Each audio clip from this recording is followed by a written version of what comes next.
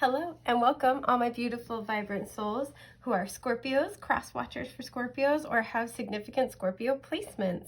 Welcome to your March 2023 predictions.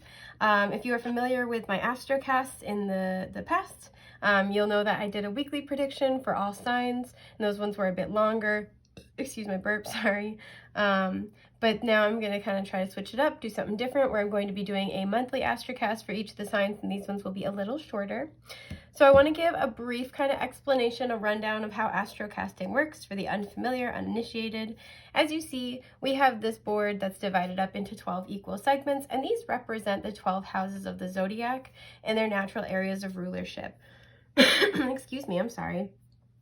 I want to preface this with a caveat that this is sort of the natural sort of 12 houses, but this will play out differently for the individual based on your personal astrology. So if you're looking for a more specific astrocast that's really geared toward you, please feel free to check out my shop link in the description box below, and you can DM me for a custom astrocast. So like I said, 12 houses, the 12 areas of rulership, all that good stuff I just said. I'm tripping over my words. The 12 houses, they're natural areas of rulership. What I do is I blindly reach in and I pull out a teeny little tarot card, or I pull out a few. Look at this little fool. He's a tiny little fool with big dreams. So I reach in blindly, pull a few out, cast them onto the board, and then interpret the energy of the cards in the area of life that it lands to give you an idea of your month ahead. So with that, let's get started. All right, I hope you guys had a wonderful February. There we go.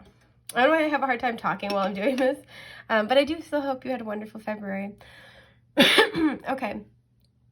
So as you can see in situations like this, where the bottom of the card is facing inward, I take that to mean the card is upright. If it were the top, it would be reversed. In situations like this where it's on its side, that's where the energy is in flux. So we have this 9 of Swords in the first house, but it is very, very close to the middle. And I do want to make note of that, because when cards fall in the middle, this to me means that that energy could apply to any or all areas of life. So we'll talk more about it. We have the Ace of Pentacles in the 4th house. Okay. We have the Tower on its side between the 2nd and 3rd house. I see where this is going. And the Page of Cups. Yes, exactly. Between the 8th and 9th house. Okay, so I have to say this. For some of you, you've recently found out that you are pregnant, or your partner is pregnant. There is a child coming into your life, and there is, because the Ace of Pentacles to me is a baby card, the pages are the child archetype of the court cards, and we have the Tower here.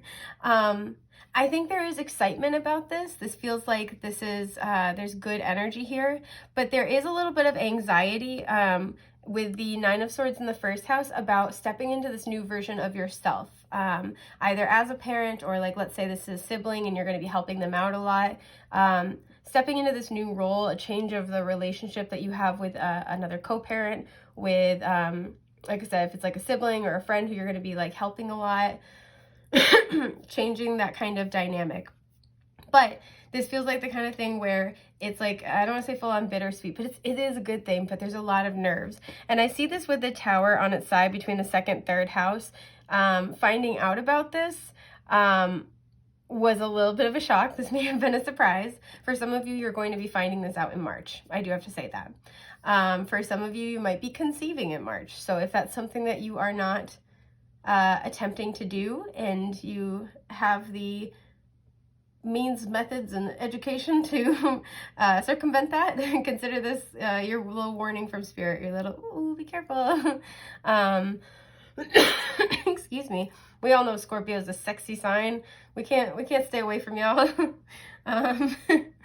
But this is, I feel like this is one of those things, like, your guides want you to, like, this is a good thing, right? I'm not saying that, I know that that's not always the case, but this is only, you'll know this is for you because this is something where there isn't like total dread about it. There's anxiety about how things will change, maybe anxiety about your living situation. I see that here, how you're going to afford everything. This also might be a sibling who's having a child.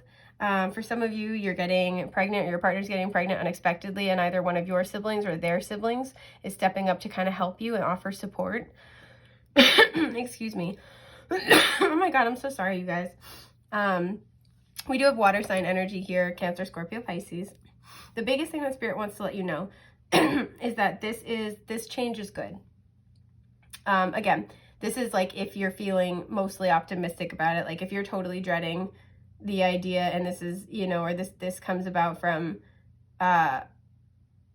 you know, malicious or less than healthy circumstances, this message isn't for you, sweet pea. But this is for somebody who is like, oh, I don't know how we're going to do this, but okay. There feels like there's anxiety, there's trepidation around the changes this is going to bring to you and your loved ones as people. There's this beautiful new opportunity with the Ace of Pentacles in the 4th house, excuse me, to start a new sense of family. The 4th house is our maternal energy. It's house and home. It's our emotional foundations. This might have come on the heels of like a lot of inner work or a lot of inner child healing, because you have the page bordering the 8th and 9th house.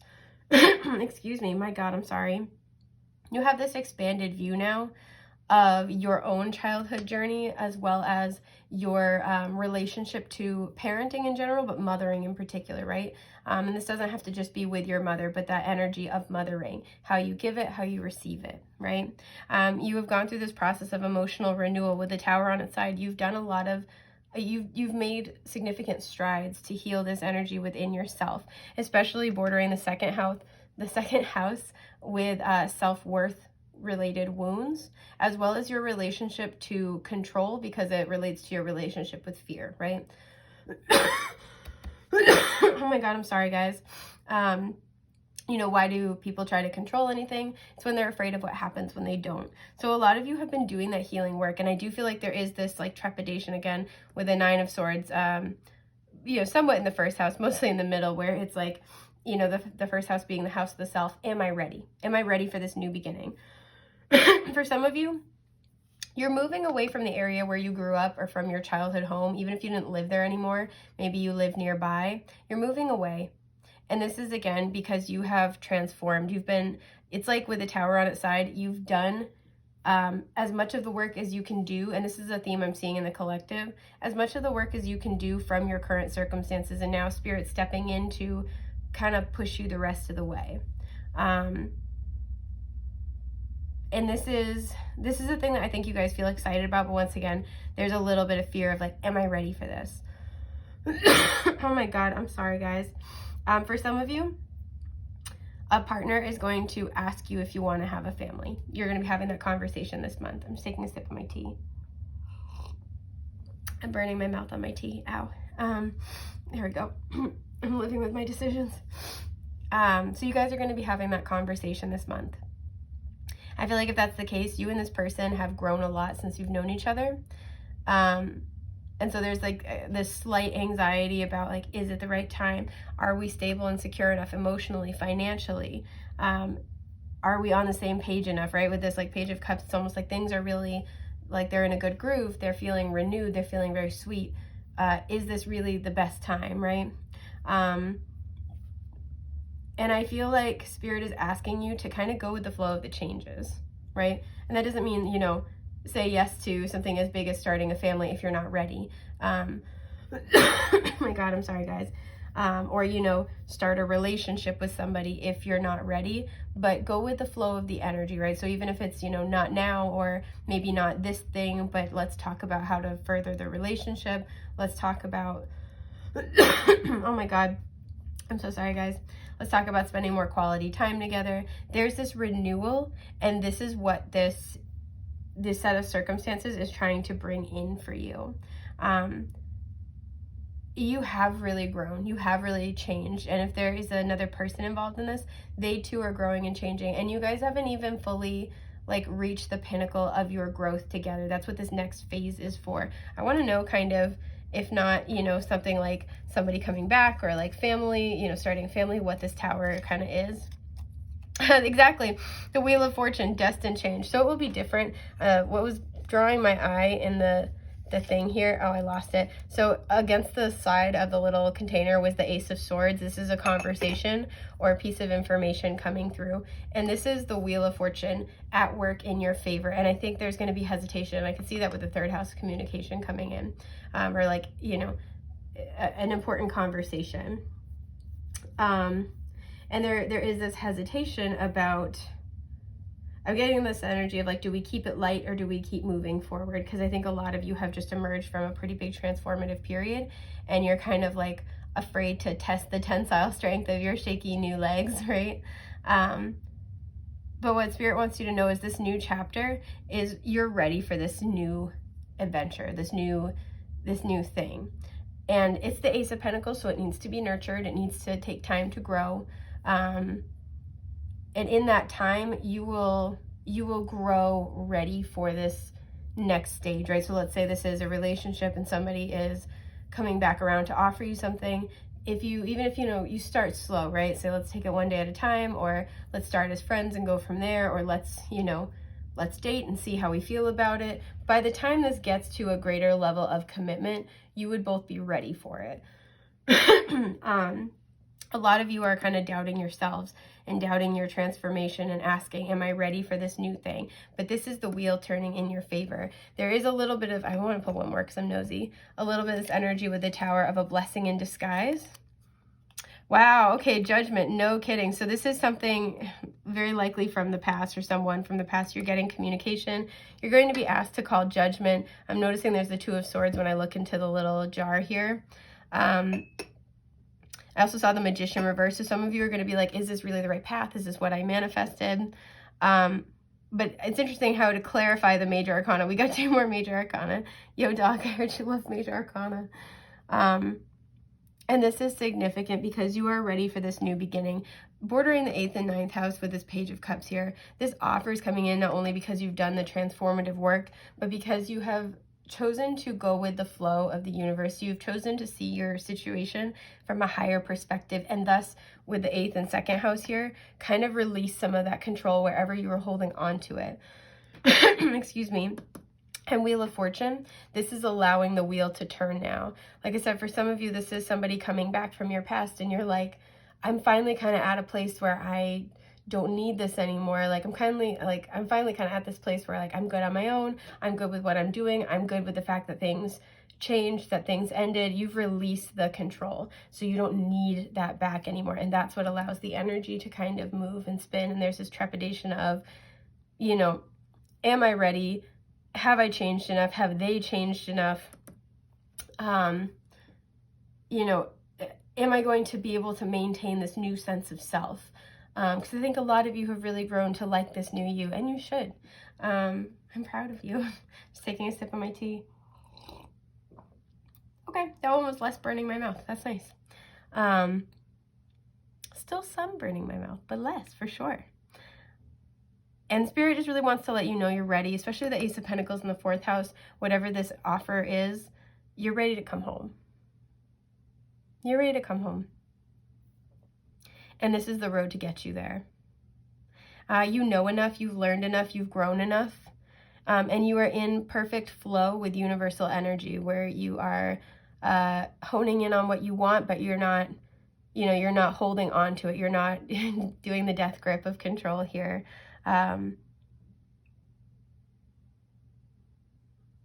Yeah, you're in perfect alignment for the next phase, and this beginning that's either just come in and you're processing it March, you're talking more about it, or is coming in March. You're ready for it. And it will start small. I do get the sense of it will start small, but with intentionality. So like, let's say you start a new relationship, this person's going to be very upfront about what they're looking for. If somebody from your past comes back, they're going to let you know in no uncertain terms, what they want, what they expect from you and from themselves, and where they would like to take things, and let you make decisions based off of that. So even if it starts small with, hey, let's be friends for now, let's be back in each other's lives, let's casually date for now, but this is where I want this to go. I just want to make sure we do it in stages so it's ready. It will be a smaller offer. It'll be small, it'll start, I don't want to say small, but it will start humbly, and it will grow, and it will grow much stronger than it was before. For some of you, you're getting a new home, you're moving, and I feel like this new home is somewhere totally different, or without the support structures you used to have, and this isn't in a bad way. I feel like these were things that were kind of old energy and holding you back. So you're learning, like, maybe you're going from living in the city to living in the countryside, or you're going from living in like one type of climate to another. You're going from living with family to living with friends. You're going to learn a new way to live, and it's going to be a very stable way for you. This is beautiful change. This is very, very lovely, blessed, divine, profound change that's coming in the month of March. So this is lovely. I hope this helped. Feel free to come back throughout the month and let me know how this panned out for you. And I'm wishing you guys a safe, happy, healthy month ahead. Take care, love bugs. Bye.